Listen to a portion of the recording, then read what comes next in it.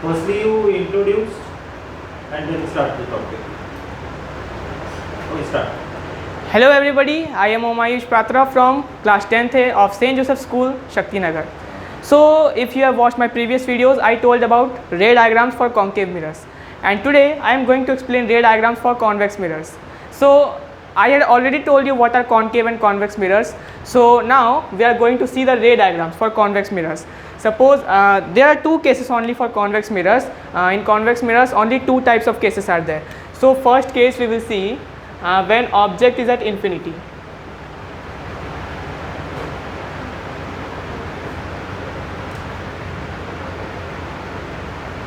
So we have a convex mirror here. This is polished side. This is principal axis. I told you all the terms related to spherical mirrors. And this is principal focus.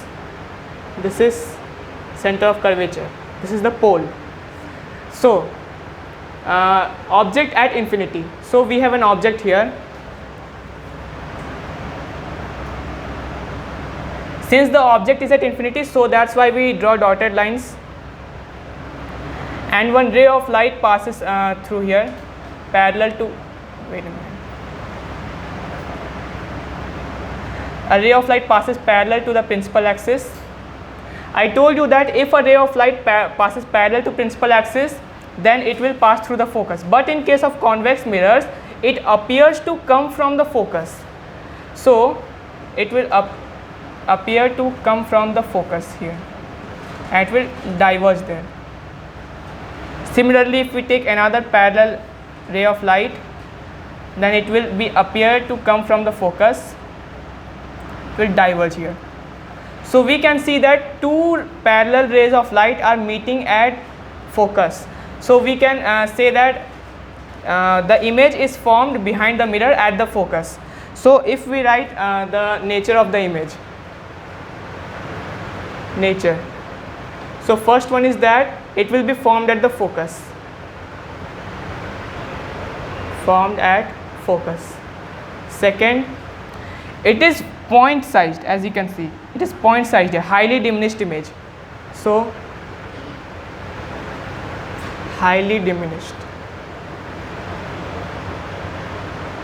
or we can say point sized.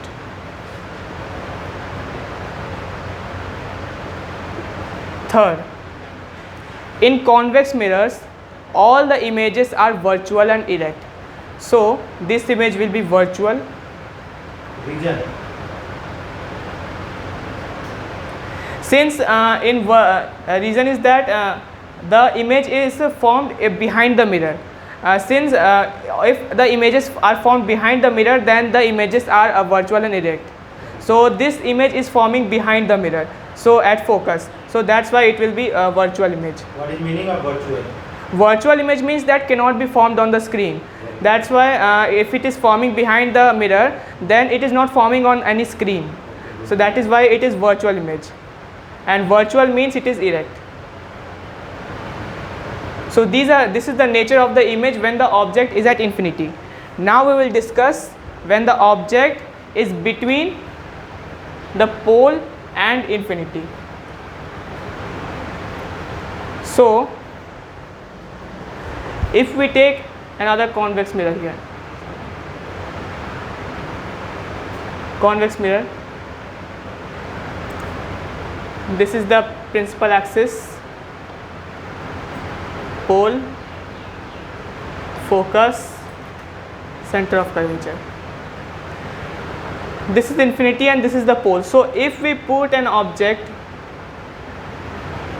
between the pole and infinity and we pass a ray of light, this is second case, when the object is between pole and infinity. So if we pass a ray of light parallel to principal axis, it will appear to come from the focus and it will diverge in the same direction there.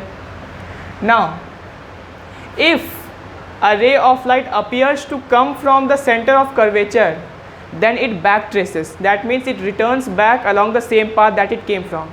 So if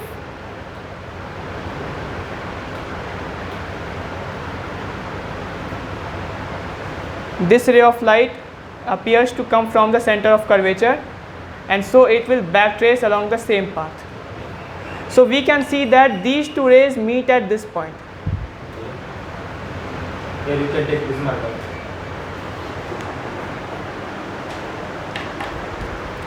We see that these two rays meet at this point. So as we can see that our ray diagram is complete. This is incident ray and this is reflected ray. Here So if we write the nature of image, we can see that the image is smaller than the object. That means it is diminished image. So first point, it is diminished image.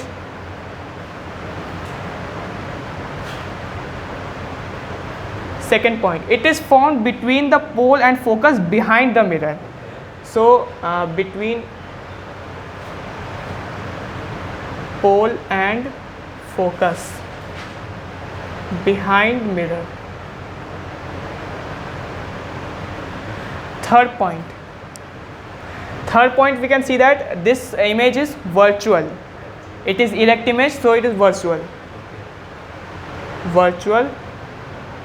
and erect. So these two cases are formed in the case of convex mirror when we draw ray diagrams. So our ray diagrams are complete both for convex mirror and concave mirror. Now if we talk about the uses of convex mirrors, so convex mirrors are generally used as rear view mirrors or wing mirrors in vehicles.